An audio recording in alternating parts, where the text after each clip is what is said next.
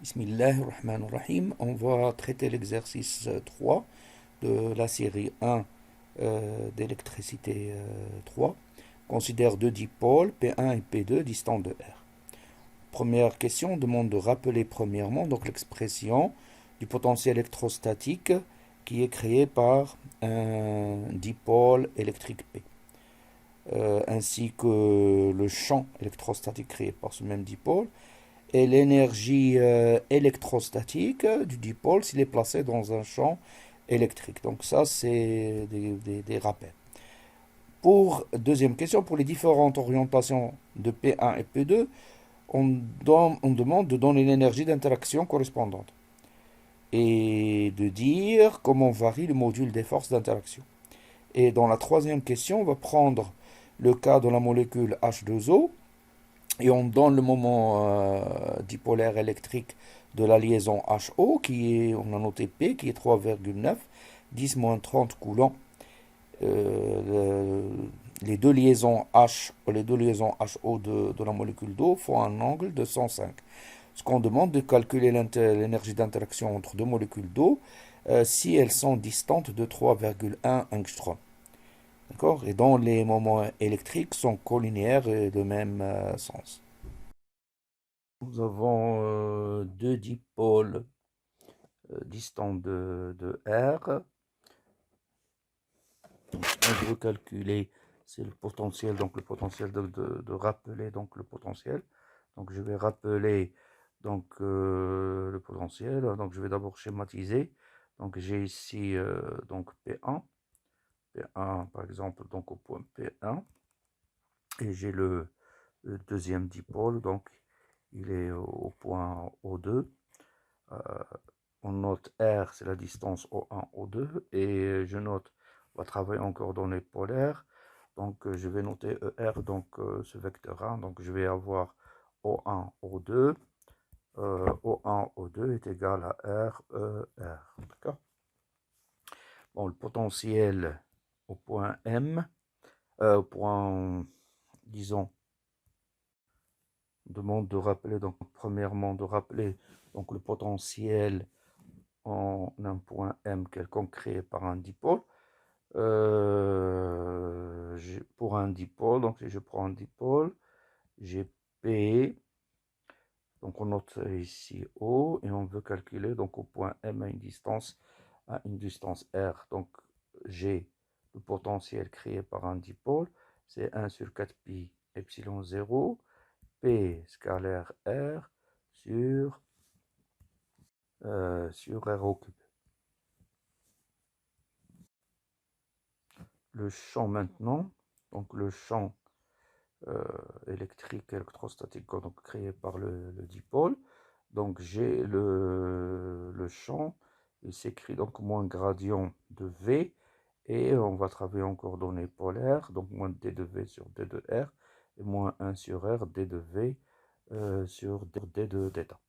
Donc d de V par rapport à R, il est égal, je vais d'abord donc réexprimer V en coordonnées polaires, RR θ. Donc ça donne P cosinus θ, donc sur R au carré. Donc d de V par rapport à R, donc ça donne moins 2 sur 4 pi epsilon 0, on dérive le R au carré, donc P cosinus θ, et puis j'ai R à la puissance moins 3 qui est R à la puissance 3. Et la dérivée partielle de V par rapport à θ, donc ça va être 1 sur 4 pi epsilon 0. P, on dérive le cosinus, donc ça donne moins sinus θ sur R au carré.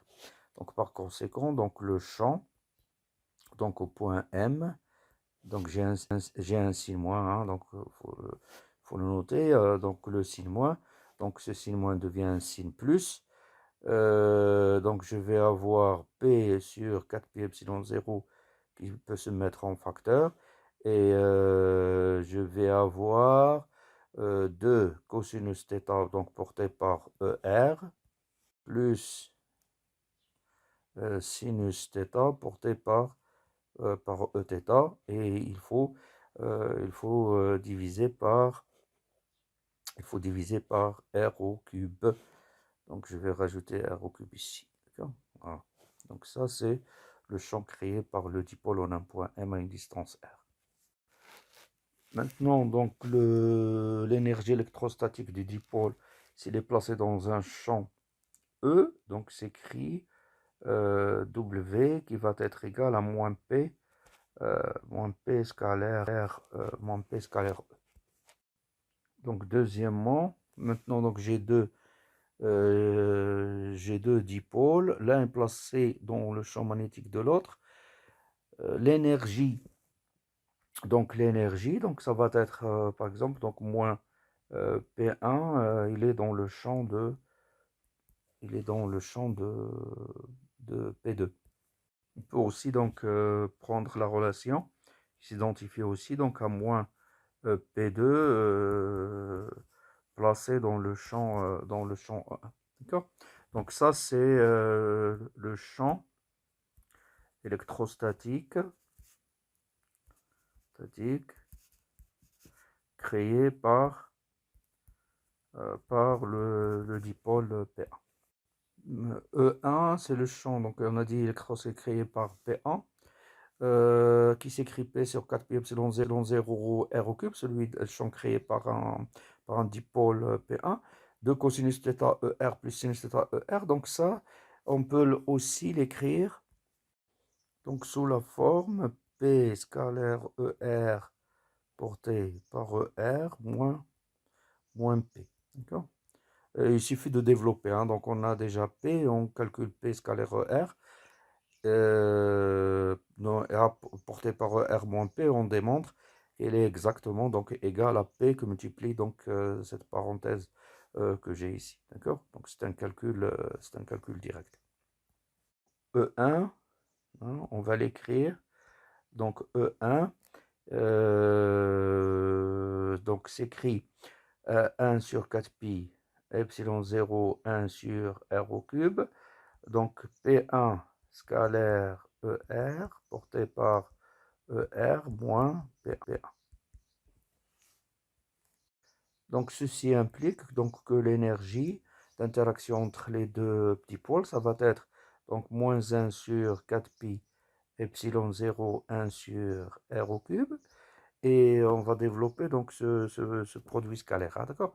Donc ça donne P1 scalaire ER, ça c'est un scalaire. Et on va voir P2 scalaire ER. Et puis moins P1, P1 scalaire P2.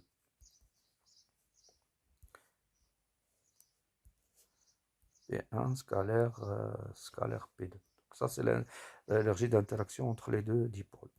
Et je vais noter, donc c'est petit a, c'est l'énergie dans un cas général. Hein, donc les orientations sont quelconques. Bon, petit b. Le deuxième cas. Donc je vais regarder donc le cas où P1 est parallèle à P2. On a deux cas. D'accord? Donc premier cas, donc parallèle, comme ceci. Donc j'ai P1 et P2. P1 et P2. Donc j'ai ici O1, j'ai ici O2. Donc le vecteur R, il est là. Donc ils sont parallèles, mais ils sont tous les deux perpendiculaires. Ils sont tous les deux perpendiculaires à ER. Donc je vais avoir P1 scalaire ER égale à P2 scalaire ER qui est égal à 0. D'accord?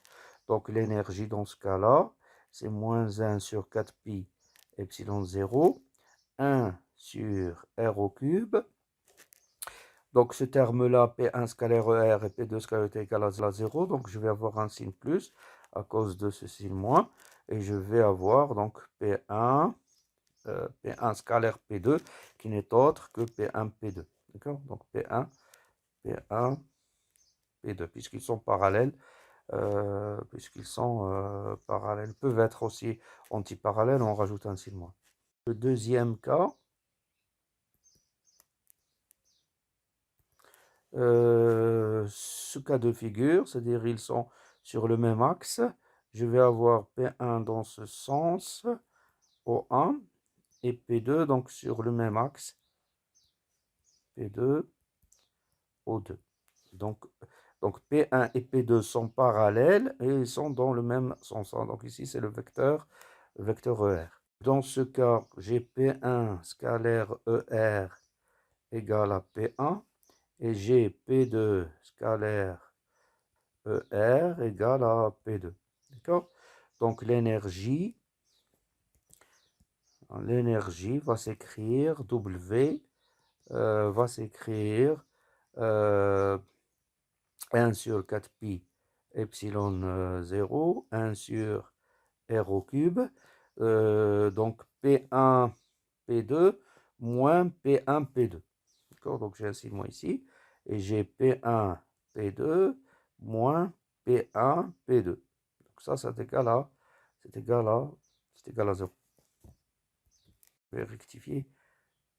Il y a une erreur dans l'expression de W, on a oublié un terme. Il y a un 3 ici. Attends, il y a un 3.